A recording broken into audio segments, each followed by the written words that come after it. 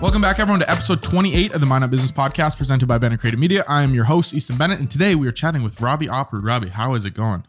Going good today. How are you? Oh, I'm fantastic. Just filming a podcast, can't complain. So, for the people who don't know, we're going to get right into the questions. What do you do? You know, someone's never heard of Robbie Opperude. They're like, who is that guy? What do you do? I work for Keller Williams as a realtor. I also own my own oil field consulting business. Very, very simple RAO consulting, which helps oil companies. We can look at drilling directional wells for them, and currently do that 2 weeks out of every month. And then real estate for Keller Williams, focus on investment properties. Can help anybody with anything, but that's my own personal thing that I do as well. So I have those three things that I have going every month. So you kind of have your hand in a lot of different cookie jars, I like to say. Yes. Have you always been one of those people that's, you know, moving, going, you know, just always wanted to do things? I think so. Yeah. Working in the oil field, like that's a different set of hours, right? So 13 hours a day. So it's not your normal 9 to 5. So I'm putting in 13 hours a day or more 2 times a week. And then plus focusing on real estate, the investment property, which we're going to touch on more. Yep. Kind of like flipping the DIY shows that you see everybody do, that everybody's getting into, that I saw you've done some good things with. Oh, I try to teach myself how to be a handyman, and then I hire out for the rest of my life. Okay. I accidentally put a hole in my sheetrock actually by my front door this last weekend. So that's my next project. Okay. But as far as the go-getter mindset, have you always had that within you, or where did that stem from? Was it maybe a parent, you know, a friend that you had, or where did that come from? Was that always just something that you had? Yeah, I think I've always been a grinder, which is kind of, I think, been in my family. So, I'm not a first generation investment properties. I'm not second generation or third. It's been in my family's been doing it a long time, probably 4th or 5th generation. So I've watched and helped my great grandparents work on properties, my grandparents, my father, and now it's me. And I guess sadly my children have gotten roped into doing things they don't want to do as well. Right. Yep. So they're going to be 6th generation. They always kind of tease me that they can't wait to throw me in the nursing home so they can take over. You know? So, you think it's something they're going to want to take over? I hope that they will enjoy it as much as I do. Okay. If, you have 3 different personalities there. So will they all want to take over? Probably not. But I think that between the 3 of them, there'll be enough leadership, management, and probably financial abilities there that they'll figure out a way to manage them and reap the benefits of everything that I've put in over working very, very hard over the course of my life. Just tell them, just be like, hey, I'm doing this for you guys, man. So I talked to my buddies and he said, you know, you can't rule from the grave, can't rule from the nursing home. Yep. So if they stick me in there in 10 years, they get to do whatever they want. Right. Yep. But, and they sell it and they're like, thank God we got rid of Dad's thing. They might buy one place on the beach, yep. You know, and then, so you can't rule. You can't tell them what to do, but you kind of hope you can kind of guide them. Yeah. So as far as these different ventures, you have the consulting, you have the investment properties, real estate. Where did it stem from? What was kind of the first thing? Well, I think I watched, as I said, my family did it. So I watched them, and we were kind of talking before we got on the podcast. Even at a very young age, I said, I don't want to buy a house for somebody else. I want to buy my own property. Yeah. So as soon as I got out of college, boom, get a property, get working on getting it updated as the best I can. And when you're 21, 22, 23, you don't have a lot of money. So you put in your sweat equity. Yep. You know, you work a 9 to 5 at that point, very likely. And when you get your paycheck, you can go buy a little bit of stuff to start remodeling a basement or upgrade a room, you know, flooring, that kind of thing. So, and then you have to teach yourself those skills too. Yeah. And there wasn't like as much available when I started. So it was more of like, what did my grandfather teach me? Or what did my dad show me how to do? Now you can just go on YouTube video. Yeah. Right. Now you can sit down and learn to do a sink in 15 minutes. Yeah. Before I had to learn the hard way, you know. Yep. And probably fail half the time. And now it's super easy when you get YouTube and look it up, watch a couple videos on your lunch break and go home and do it. Oh yeah. So that's how I got into it. I think it's a really good thing if you can get into it very young. And as you even kind of mentioned, get that first property, get developing. And if you want to move on and turn it into a rental, which is what I've done. Yep. You know, that's one of the big reasons why I'm going to come on here is just kind of talk about the grind, talk about how you can go from one property to 5 to, I think I'm, over 20, over 30. Yeah. I don't know if you stop at 50, go to 100, whatever you want to try to do. If you want to be a real estate mogul. And that's one thing before we get into kind of how you add it to your portfolio. I want to talk about real estate agent and then you're owning your own personal properties. What came first? When did you know, hey, I want to do real estate? Whether it be, obviously the property must have came first, that first property you purchased. But when did you say, I want to go into the real estate market and help other people with this? I just have only been in the market for a couple of years as a realtor. I regret not doing it. So kind of going back again with the family, having the investment properties. I had a grandmother who was a realtor, and she always said, yeah, you love it. You have a good eye for it. You enjoy going through homes, seeing the things that you like or dislike, and you can have a pretty good concept of like what things are worth. Yep. And so I should have done it at like 20, right? Yep. But I didn't do it till I was 40. Okay. So properties came first. And as I was going through, and I used a lot of fantastic realtors through the years buying properties. I'll name drop a couple. Kurt Gus, fantastic. Oh, Kurt's awesome. Yeah, Kurt, Lynn, Charles C. Burrude, Alex Peterson. I use a variety of different people, and they're all really good. Dylan Weishauer, super good, right? They all have different, abilities and what they were really good at. But what I kind of figured out is I felt like when I went in, I would be analyzing values and things. I thought I can just do this for myself. Yeah. So that's when I decided I'm going to do it for myself, and then I can get in as fast as I want. So then your first property you purchased right out of college. Yes. Yep. Was the thought always, hey, I want to buy this as an investment property, or did you just want to buy it because I'm sick of renting from people? What was the thought process there? I've never rented from anybody. So I've never made a payment to anybody else's house. Just got out of college, bought a property, still lived at home with my dad while we fixed it up a little bit. So made it a little more functional. Yep. And I'm very frugal.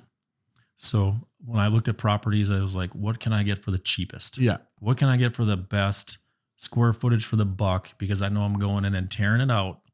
I'm getting rid of the 70s carpet. Back when I bought my first property, there was 70s carpets. Okay. There was some sort of really funky couch in the basement I got left from my great grandma. Now some photographer would probably pay $300 to have it. Yep. Because it's vintage. I just couldn't wait to throw it away. Yeah. But get that thing on the curb. Yeah, that's how I did it. Right off the bat, got out of college, had a job, 9 to 5, salary, go get a house. That's how I was, my mindset. So did you know right away, once you redid everything and moved in, did you have people that were renting from you then and you were living in it with them, like roommates, or was it just you yourself? No roommates, started a family very young. So had my tiny little roommates. Okay. There you go. Then you'd kind of, I think maybe mentioned, when did I know I was going to move on to a second property? Well, you kind of outgrow your home. So you get that first one, and of course your budget's smaller. You start to make a couple pay raises, and then you move on to your second property. And that's what I did. I want to say it was around 2011. It was the year of the flood. Actually, I remember us moving while the alarms were going off. Oh, really? So that day I looked at the movers and said, do not stop. Yeah. Do not stop. And we weren't really we were kind of in the buffer of the flood zone. Okay. Just right on the line. Right on the line. Movers moved me up the street, and I did what we kind of just talked about before you came in, but I just turned that into my first rental. The first house I bought became the first rental.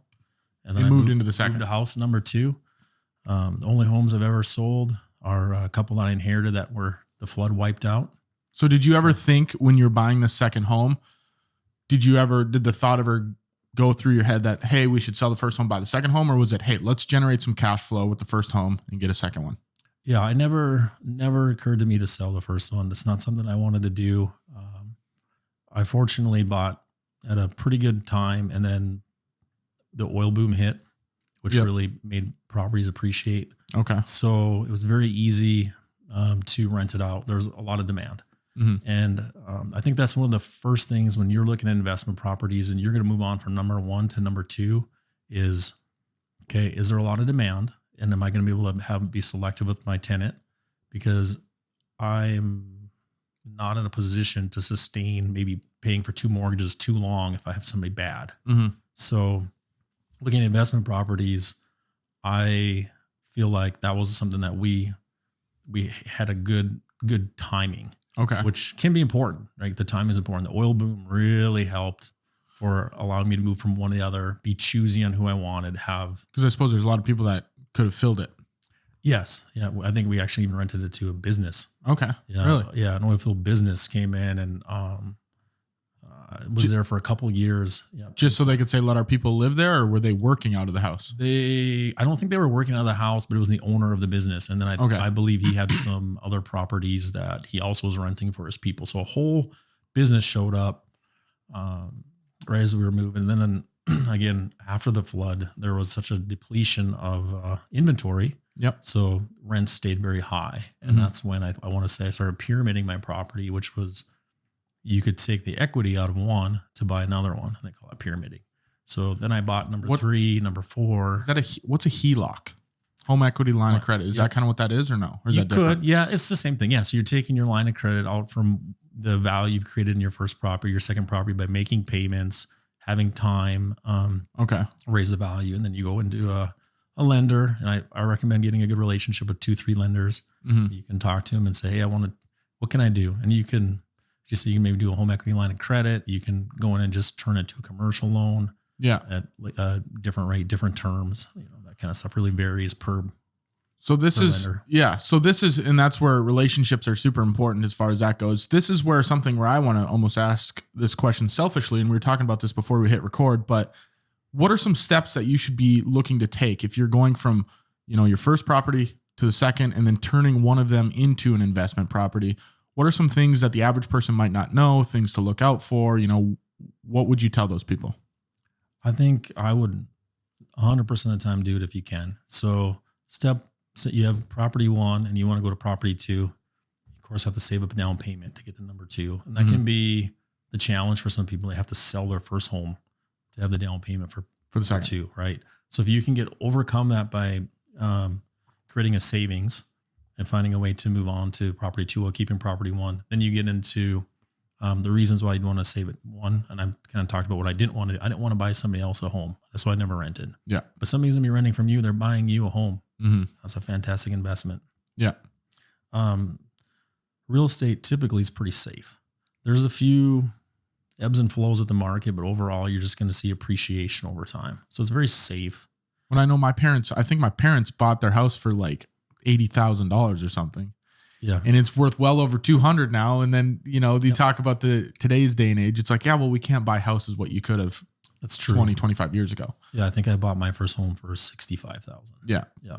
It's crazy. Okay. School district, Bel Air school district. Yep. Hey, I went to Bel Air, represent. Yeah, it's not too bad, right? It's not a bad neighborhood. So yeah, you're not going to go find it, but they still, I think the math still works. The concept still works, even though some of the numbers are getting higher. You have to you might have to save a little longer.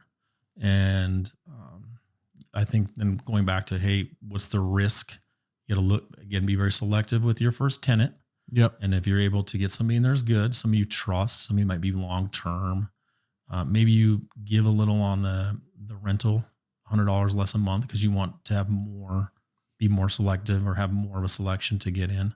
And want them to stay there. I want them to stay there. Yep. Treat them good. That's another thing. Treat them very well. And then have a very good screening process to have the best you can get. If you're not getting like a friend or a cousin or, someone that my dad's buddies coming in who just wants to rent for 3 years and that kind of thing. Yep. Which that happens a lot too. You can get those and you have a fantastic, that's already a fantastic renter and you already have a really good rapport. Instead of throwing it on Craigslist. We'll see what we get. You can do that too. Yeah. And you can do all kinds. So there's all kinds of different ways of getting it rented. So as far as going from obviously 1 to 2 to 3 to 5 to 10, when did it spark in your mind like, hey, this is a route it can be lucrative. This is something I want to go. I want to add, more properties. I want to say, and this is a really rough time for mine in general, but right around the flood. So you saw 2011 flood, if I remember right, 2012, 2013 recovery. Yep. Well, you kind of started hearing about investors showing up, buying up a lot of our flooded properties. And I was thinking, well, these guys are coming from out of state. Maybe I should start looking into maybe trying to snag a few of these too. Yeah. So, one of the things I did do is I bought up, I think somewhere between 4 and 6 flooded properties. Okay. Kind of bought them for relatively cheap, held on to them, and then remodeled them as I could. I mean, I had some that I think, what do they call it? Like a ghost house or something, right? Like it sat. Oh, yeah. Sat flooded for a year while I was working on a different one. And that's how it kind of took me from 1 to 2 to 7. Okay. It was getting some of those flooded ones. And then just as I mentioned, I guess we haven't touched on this before. I was oil field consulting. I was straight oil field. So that's 100 hours a week. Yep. Okay. Sometimes 3 weeks a month. Sometimes I one time I was, wanted to make some extra money to put in a property. I think I worked like 55 days straight. Ooh. Yeah. So it wasn't 9 to 5.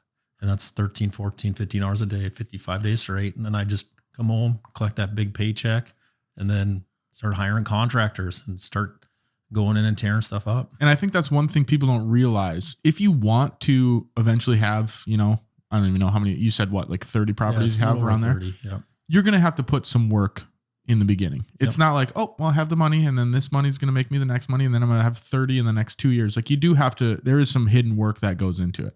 Do you want to touch on that a little bit about the work that actually goes into it, even if you are working a full-time job? Because my next question here is outside of a 9 to 5, which yours is probably more like a 9 to 9. Yep. Where are you finding the time and motivation to work on this side hustle? So let's go back. What was the first question again? Oof, gosh, I can't even remember. Let's just talk about like the side hustle thing. So someone that has a full-time job, and the hard work that you have to put in outside of your full-time job to be able to create these opportunities for yourself. Well, I think there's a few different ways you can do it. So again, I recommend getting your property as fast as you can. Okay. Get something, stop paying rent. Yep. Okay. And then have your beer buddies come over. Okay. Mm-hmm. I've seen beer buddies do a lot of great things with basements. Oh yeah. You can have them hang drywall. You can have them paint. Before you know it, you've paid, I don't know how much in beer, and you've added $10,000 to the value of your home. Okay. I just did that 2 weeks ago to my basement. There you go. Yeah. And it probably didn't cost you, maybe it cost you 40% of materials for what you added in value. Yeah. And some beer, and you had a great time and maybe a couple of hangovers. Great time is a question mark, but the beer was good. The beer was good. So that's something that is very easy to do. Okay. And there's also a lot of, you can watch spend the time looking at the DIY shows and see how to do some of those things yourself. Yep. I'm not telling anybody to start doing electrical or plumbing or anything that are super dangerous, but pretty much a lot of people can swing a hammer, right? A lot of people can help hang drywall. Use a drill. Yep. Use a drill. And then you can also, if you have a significant other, typically they have some good perspectives on just making the place prettier. Yep. Yeah. So if you have that kind of combo and you have somebody who's has good taste in like modern finishes or whatever they want, you can add value very quickly. Got yourself a dream team. What's that? You got yourself a dream team then. Well, maybe. Yeah. And I mean, you can both still work your 9 to 5. You can come home and do it for a few hours or do it on a weekend. And a lot can happen in a weekend if you can get some friends or family to come over. And that's how I did my first one. We go over on weekends. I mean, we tore out carpet. I might die because I know I chipped out some of this asbestos tile from that house that was on the main floor. I mean, that's what we did. Yeah. We did it as a family for my first place, but you can do it with friends. Yeah. And that's how you kind of get that sweat equity. And then when you're done, you're like, I bought this place for, and I'll just say a starter home nowadays is like say 159, 179. I bought it for 159, 179. Now it's worth 219, 235. Yeah. And all you did was finish off a basement. That's what's pretty awesome about real estate is you add those things and the value does go up. I know when I was doing the basement, it was a lot of that where, my dad came over, he helped me with the flooring. My buddies came over, helped me hang drywall. So it does help a ton if you can save the money there. As far as the workload goes, a lot of people might say, well, I don't have time to do all that. And kind of, it's just like, okay, stop watching Netflix for 3 hours a night and then go work on the house. What does the lifestyle look like? So owning the properties, managing all these properties, and maybe we're getting a little bit ahead of ourselves, but now that you have this many, what does it look like, maintaining all of them? It can be work. So that's actually probably one of my biggest challenges. I also do all my own property management. So that's another, I guess, one of the things I could have said at the beginning. That can be a lot of work. It's a lot of weird phone calls, 8 in the morning, 7 in the morning, 12 at night, 2 in the morning. I mean, there's some very weird ones. You get some very weird tenants that'll send you, messages. Hey, this isn't working at very bizarre hours. So you have to navigate that. And if you don't want to deal with any of that, there's companies out there that will gladly deal with that for 8% of your rent or 10% or 6%. Because do they mainly those companies work off a percentage of rent then instead of like a flat fee? Yeah, I don't want to speak for them exactly and how each one does it probably a little bit differently, but I believe that a lot of them are some sort of percentage, and they're essentially taking on that headache for you, which if you only have one person, I don't really foresee that it can be difficult, but you start getting to 5, 10, 15, you just might not want those phone calls. And maybe you, at that point, you're talking about all the different things you're hustling for. Maybe you'd rather focus on your next development, and you don't want to stop in the middle of hanging drywall because now you got to go troubleshoot a plumbing issue. Okay. So, and that way, once you get big enough, I think we talked about having a good relationship with banks. You got to start getting a good relationship with plumbing companies, electricians, handymen. You need carpenters. You need them all. Yeah. And if you can become friends and develop good relationships with all those people, it'll get you a lot further, I think, too. Or just give it to a property management company. Yeah. And there's multiple ways to do it. If you don't care about the headache, awesome, do it yourself. But if you really want to push it off, that's okay too. We're going to take a quick break to hear from our sponsor of this episode, Midco. Is your business moving up and to the right? Put Midco's business technology to work for you so you never have a slow day at the office. From premium internet and phone plans to custom private networking and advertising, they have a solution for every type of business, large or small. Get paired with an account representative to create your suite of services and make the switch with ease with dedicated business client fulfillment and support teams. No data caps, flexible contracts with month-to-month or long-term options, built-in DDoS protection, and more. Explore services and request a free consultation at midco.com/business today.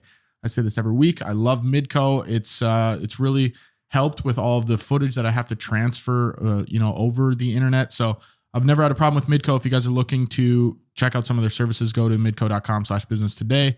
Thank you, Midco, for sponsoring the show. Robbie, I want to get back into some of the properties you own now. So a lot of people, when they're like, I want an investment property. Are you getting single family homes, 3 bedrooms? Are you getting apartment buildings? What does that look like? Are you getting commercial spaces? I have a blend. Okay. So it's just, for me, it's always been and I mentioned I'm frugal. I said that. So for me, I've always looked at what I think is the best value, and I'm kind of risk adverse. I would say I'm more conservative than most. Mm-hmm. So I've always looked at a blend, I guess. So I have a 5-plex, a couple duplexes, homes. I have some storage unit, just a various things. Yeah. So it kind of is good to have a blend too for a little diversification. You get to meet different types of people. And I guess one thing I didn't mention that I think is fantastic is now that I've got my real estate license, I've actually converted a few of my renters to buyers. Okay. Which now I kind of think like, man, I really like that might be my favorite part of all of it. Yeah. So you're kind of educating them like, hey, instead of renting, you should buy this property. Yeah. I appreciate you giving me your rent check, but how about you buy a house instead? You're like, I'm a good guy. Just stop paying me and go pay for yourself. Yep. Get something, and then they can get their family going, which is good. So as far as the investing side of things go, if someone was come up to you and they say, where do I start? Would you point them in the direction of a single family or, a duplex, a 4-plex? What would you tell them? What would be the advice to those people? I think it really would depend on what they have for a budget, of course, right? Okay. So you look at that. And then if you look at what they want to take on for risk. So as I mentioned, I'm like 5th, 6th generation. My great grandparents were very much against like apartment buildings. That's 4 times the headaches. You got 4 people in one space calling you instead of 1. I don't know if that's necessarily the right answer. It could be that, that's 4 times the headache, but it could be 4 very good people that you could, build relationships with. So, I think it would just really depend on what the buyer is interested in. Hey, there's lots of people come in, they want to buy a 4-plex. Yeah. They want to have that. I would tell you, well, are you prepared for snow removal costs? Mm-hmm. You got to do a single family house. I'm going to make Easton snow. Yeah. Shovel the snow, right? Like I'm not coming over to shovel his snow. He can mow the lawn. Yeah. He can mow the lawn. Now, if you have a 4-plex, you got to have those extra costs. Mm-hmm. Commercial buildings, of course, are fantastic. That's going to be a way different kind of budget. If you're going into something, as we talked about earlier, like on Broadway or you're talking about a way different kind of expense. So, and that's something, if you can find something, and maybe you have experience with this, buying a property, whether it be commercial or residential, where there's already tenants. Maybe there's already a commercial tenant where you just buy the property and the business is staying there. Or you buy a 4-plex and the 4 people living there stay there. Have you ever had to deal with that at all? Yeah, I'm closing on one today where I'm picking up the renter, right? So they're already in there. It's kind of self-ready. So you just look at, okay, what are we getting for rent? What do you want to sell it for? Why are you selling it? Yeah. And then you can you just negotiate to see if it works out for you. Is that something where you have to tell the tenant like, hey, you're staying here, there's going to be a new owner, or? Yeah. So there's some terms with the lease agreement on if they typically will say, hey, we have X, we're going to give you a notification. So first the sellers have to let them know. And then once I acquire it, I'll say, I'm the new owner. I'm going to come by and meet you. Yeah. I've looked at the place. You knew I was coming because I went in there and walked through it. And so this isn't a surprise. Sometimes it could be, somebody might buy from California and never even looked in the inside, Yeah. But, so that's kind of how you do your meet and greet. And, of course, you're trying to form a good relationship with them because you don't want them. Yeah. You don't want them to leave, ideally, and go in there and start yelling at them. That's probably not the best move. And you don't want them to cause damage, right? Mm-hmm. So I haven't had any situations like that where I picked up a place and somebody's threatened to burn it down because they heard my name. Yeah. No, I want the old owner. Yep. As far as your knowledge goes in learning all of this stuff, where would you suggest people go? Are there any books or people you've learned from, or is it all just on the job stuff that you're learning? Where does this knowledge come from? Well, I think there's, as we talked about with YouTube and all these, you can look up everything now. There's different books. There's the DUI. There's all those shows. So versus from when I started, and as I said, I just kind of followed what my grandfather did or what my father did. And one of the first things I learned is paint fixes a lot. So that'd be something I'd say, like you go into a place, looks pretty rough, new paint does a lot. Yeah. Right? Pulling out old carpet does a lot. Just those two things can change. It's amazing what paint does. Yes. Honestly. Yeah. So, but as far as get online, take a look at what appeals to you, and then just watch a little video on your lunch break and learn how to do it. Go home and do a small room first or something, not at a rental. Yep. But at your own place, Just go in and be like, all right, guys, I'm going to try something here. Yep. Actually, you wouldn't believe how many times renters though will actually call and say, hey, we'd like to do this. We would like to do that. I've had people paint houses. I've had people, just recently I had a, individual whose daughter, kind of illness has taken over where she can't go down the stairs anymore. So we agreed to put in like a handicap shower for her, and he stripped the entire bathroom as part of the agreement because he knew the cost was a lot. And typically, like with a handicap situation, they're allowed to change the home, but they have to pay for it all. And he couldn't do that. So he said, look, you help me out and I'll help you out. And so there's times when people do really great things for you when you own the place too. Which is kind of cool. So that's the knowledge as far as remodeling and all that stuff goes. Where did the knowledge come from on learning how to calculate values, learning the process of working with banks, all of that kind of stuff? Well, that's kind of self-done. So I don't know if there's necessarily a book that tells you should buy at this point or decline. As I mentioned earlier, I think you go in and you make the relationships with the lenders, and they will also at that point you get a relationship with your homeowners insurance rep, your lenders, other realtors. They will start telling you if they know that you're interested in picking up investment properties. They will call you. They will say, "Hey, we have this property. This is coming up. Hey, I know my buddy is going to be selling in a week or two. You want to come over and take a look in advance, so you can get in there and then you can go through it." Now, at that point, it really comes down to what you know and what you feel you can A, rent it for, and B, what those costs might be to refurbish something that maybe is distressed.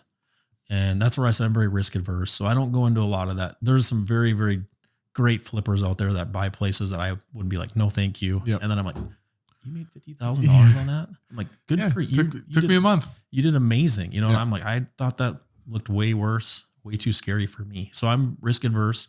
But with that being said, I don't think that's something you can read. Yeah. That's something you have to go in and have a feeling. And then you look at the numbers, and it's very easy to talk to a banker and say, I have 10% down.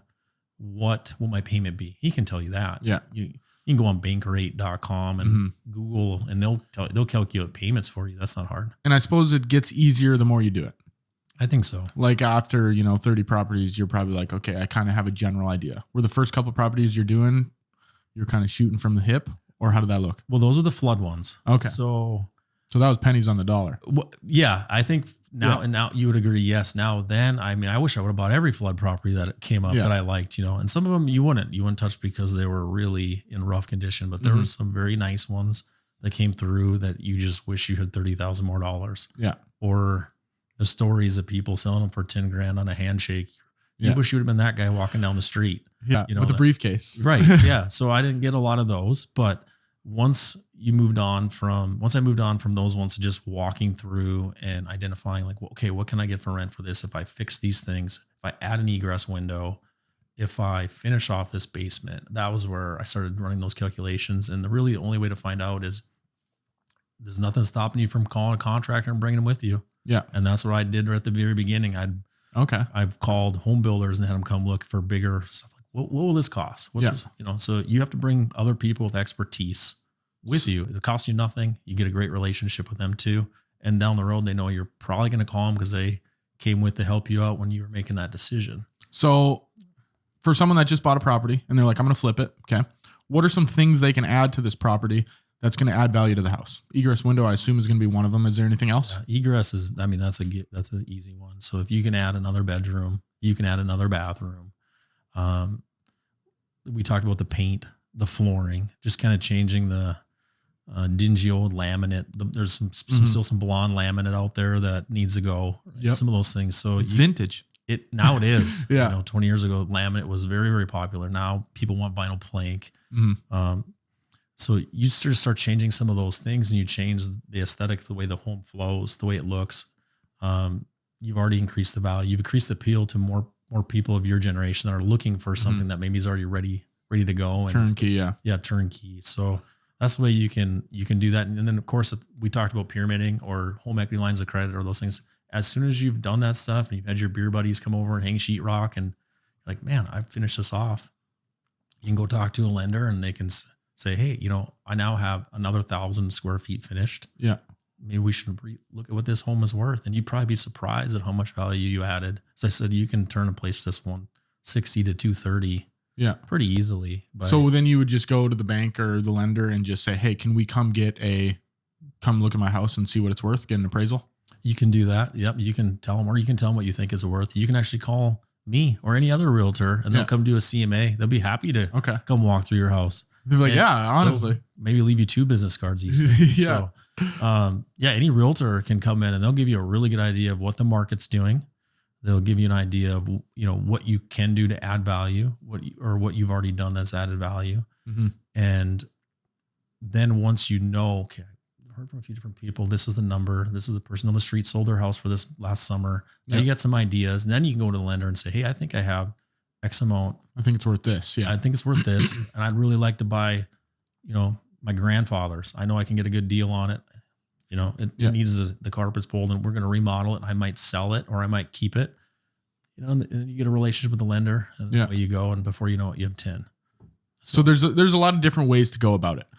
So I want to pivot a little bit away from the investment side of things, talk about consulting. How did you get into consulting? Because I know there's a lot of people that they want to go into consultant. They want to be a consultant in this industry or this industry, whatever it might be. What made you think, okay, I want to go into the consulting industry? What did that look like for you? That was a slow process for me. So watching as oil field, we just kind of touched on that. I'm still in oil field. That's still my big ticket item that helps me finance my properties. Yep. And to get into consulting, I watched people do it at all aspects. I kind of had a career arc that probably took longer than most, but you really need to develop an expertise, or a niche. Be very good at what you're doing. And if you can go out on your own and you've got clients that are willing to commit to you, that are willing to trust you, that you're going to do a good job for them, you can take that leap. You know, there's some risks. There's some risks. You can be easily replaced. You can, there's insurance risks. You don't have, there's no guarantee. I don't know on your consulting, it's maybe a little different than mine, but everybody's consulting is different on the guarantee of the pay. Yeah. So it's that one, high risk, high reward. Yeah. In my opinion. So when you went into the consulting then and you're like, okay, I'm going to do this. Did you already have a couple clients that were willing to be like, hey, yeah, you can come consult for us before you made the leap to do that? Yeah, I did. And that helped me. Yeah. That helped me that I had that set up. So, but I have seen people that just said, I'm good enough. I'm going to just quit my job. I'm going to go for a cold turkey. Yeah. I'm going to go basically walk door to door. Yeah. And they're doing fantastic, fantastic oil field consultants for various portions of it, because it's about getting in whatever industry you're in and getting a really good knowledge and creating a very good rapport with some of the people that make decisions and providing value. Honestly, that's really what it boils down to, is if you can provide that company value, you can charge for it. Yeah. That's kind of what I've learned. What does it actually look like, the consulting life? Not oil field specific, but what are you doing consulting? Is this like a lot of meetings? Is it phone calls? What does it look like? Mine would be more on the job stuff. Yeah, on the job. So it wouldn't be meetings. It wouldn't be overseeing like personnel or anything like that. I'm just essentially just overseeing myself. Yeah. And I guess for me, I consult by offering suggestions, ideas, experiences that I've had to try to improve our processes or allow us to succeed at a higher rate. So they kind of look at something like KPIs, key performance indexes or indicators. Yep. And that's really what I'm trying to help is make those KPIs better, make things run more effectively, that kind of thing. Yep. I guess kind of touch on what I do for oil consulting, but I help navigate oil wells. So you're looking at millions and millions of dollars I'm watching when I'm working every day. And so you're just trying to make sure that they spend their money as effectively as possible. Yeah. Instead of just burning it over here. Yep. Throwing the money down the well. Yep. So, all right, goodbye. Yep. So some pros and cons of consulting. If someone's like, I don't know if I want to go into it, what would be your selling points for the pros, and then some cons, some things that you run into where it's like, it's difficult here and there. Cons would be, you can be replaced very quickly, very easily with, you don't have the insurance. Yep. Some of the things when you're an employee. I'd say pros, as we talked about, you can probably generate more wealth. Yep. You might be more valuable, more income. I think I would probably recommend, if you're going to be a consultant, that could be your side hustle right away. And maybe it ends up being that's what your passion is. And maybe that's how you maybe have a 9-5, help fulfill some of the income requirements you need. Mm-hmm. And then you can also consult on the side, or vice versa. Maybe you're really young, swing for the fences, for the fences. Be one of those San Francisco kids who stays home till he's 35. Yeah. Get your consulting brand going and then go out and just Silicon Valley kid. Yeah. Buy the place with the pool right away and skip the ones with the 70s carpet. And I think side hustles are sometimes overlooked. Sometimes if you start a side hustle, that can turn into your main thing very quickly. I don't have experience doing that because I just jumped into the pool and said, all right, we're going to do this. Chicken with my head cut off kind of. But I think side hustles, if you start something on the side, it's a very valuable thing you can do. As far as work-life balance goes, I assume it's a little bit hectic for you. How do you deal or have a good work-life balance? I don't. I work a lot. Okay. So it's a very, very honest answer. I work a lot of hours. Even just doing real estate, if you want to be knowledgeable of what is going on in the market, like I'll study what inventory is on almost every night. I'll look and see what's going on, what's sold, what's pending, what's coming on, and then the paperwork involved and the disclosures, and then going in to meet people and the driving, which can be quite a bit. And before I knew it, I'm not even on my consulting schedule yet. And I think I spent 12 hours yesterday. Yeah. I was out of the house by 8:30. I think by the time I shut my computer off, it was like 9:45. Yeah. And so, but you kind of got to love it to do that, right? I absolutely love it. Yeah. So to me, the time flies. Mm-hmm.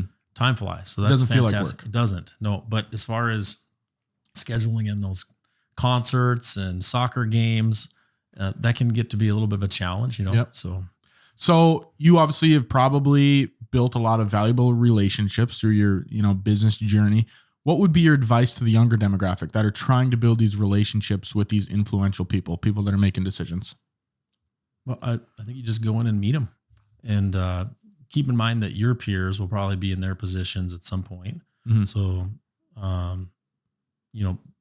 develop a good rapport with people of your age that are going into the banking industry, that are maybe going into a consulting, because in my opinion, one of the, consulting is fantastic. Probably sales might be one of the best things you can ever go into. Mm-hmm. So get a good rapport with people that do sales, people that do insurance, and there's all kinds of walks of life out there for different people to meet. And then I guess it doesn't take but 15 minutes to stop into any bank in town or the one you bank at, and just go through and meet some new people that you have never met in the commercial side. Yeah. Or you go talk to 2-3 different people that run insurance businesses for your car, your home. Just to get your name like, hey, I'm a person. We don't have to work together right now, but maybe in the future, at least we know who each other are moving forward. I think so. That's what I feel like that's how I met a lot of the people for doing things. I maybe knew one and I just went to 2-3 different places and talked to different people. Yeah. This is what I want to do. And then they would maybe say, well, you also need to go talk to them. Yeah. And then you go and all of a sudden you've met 6, 9. And people point you in the right direction of where you need to go. I think so. Yeah. Especially if they want to do business with you. Mm-hmm. And the banks want them to do business with you. They don't want to not do any business. So they're going to help you. Banks are always accepting new clients. I think they're going to help you go get another property. If you bring value to them and say, look what I can do. They're going to help you do it. So you work a lot of hours, obviously. What does your support system look like for that? Do you have, your family supporting you? Do you have other business mentors or business friends that are kind of helping you through this when you have to bounce questions off people? Or what does your support system look like? Yes, I think that's actually one of the reasons why I chose Keller Williams for being a realtor is because I felt like they had a really good family atmosphere. And that's a side hustle for me. We've talked a lot about side hustles. That's not my main thing. Mm-hmm. Honestly, that's probably my 3rd or 4th. Property management is huge for me. Yep. And then walking through and looking for investment properties is a priority for me. And then taking care of the real estate. But of course, I said I work 13, 14 hours a week consulting 2 weeks out of every month minimum. So, having that support system with Keller Williams, being able to ask them questions. Hey, what are rates doing now? What are the new products coming out for buying homes? Like I'd actually just stopped in there before I came in and talked to you and just ask questions. Yeah. And it's a family environment. They treat me really good. They take care of you. So that's really good. Outside of that, I got to put my minions to work a little bit, right? We talked about my little kids for, I don't know how much support they offer me, but they're willing to come help me if we need to do something. We run errands together so that I can set of hands build. Well, and you got to build a relationship with them. And so, they might not love going to go get paint from Menards, but I enjoy spending the time with them and hearing about their school day while we're driving back and forth. Yep. So that's kind of how I get some of that family time, but it is it's to do property management, real estate, investing, consulting. I'm sure it's a battle every day of where, not a bad battle, but something you have to deal with. Yeah. Only a couple more questions here for you. What do you enjoy about the business process? What do you like to do? How are you looking to grow this day after day? I think the 2 things that I mentioned earlier that I really enjoy, one, I'd said one of my favorite things became turning a renter into a buyer. Mm-hmm. I was like, this is fantastic. These guys are so happy. It was so much fun seeing somebody that was young, started renting, maybe is looking to start a family, has their college education, kind of figured out what they want to do in life, found their first job or second job, and all of a sudden, boom, they're buying a house. Like that. It's probably one of my favorites. And I haven't done it a lot because I've only been doing it for a couple of years. Yep. But that's probably been one of my favorite things to do. So then pivoting from that into the next question, 4 pieces, your Mount Rushmore of business advice. I ask every guest this. What will be your 4 pieces of advice for people? Let's go specifically in the investment world. For investments, 4 pieces. I think I touched on a couple of them. 1, create a savings. Okay. So if you're going to invest in property, you should have a savings. Okay. Yep. Need that safety net. 2, create relationships, which we talked about already too. Create relationships with kind of everybody in the community that you can, so that you can kind of succeed. Boy, what would be another good 2 here? There's 2. That's 2 good ones. You know what? Sweat equity, I think, is very important. If you're young, before your back goes bad, put it to work. Okay. Yep. That's number 3. And then I think number 4 would probably be stay composed. I'll say some people, when things don't go right, they can get stressed out. Yep. Tomorrow's another day. Sometimes you might not make as much as you thought you would, or maybe you lose a little bit. But if you just kind of stay composed, things will turn out okay. Because as we talked about, I think property is always on its way up. Yeah.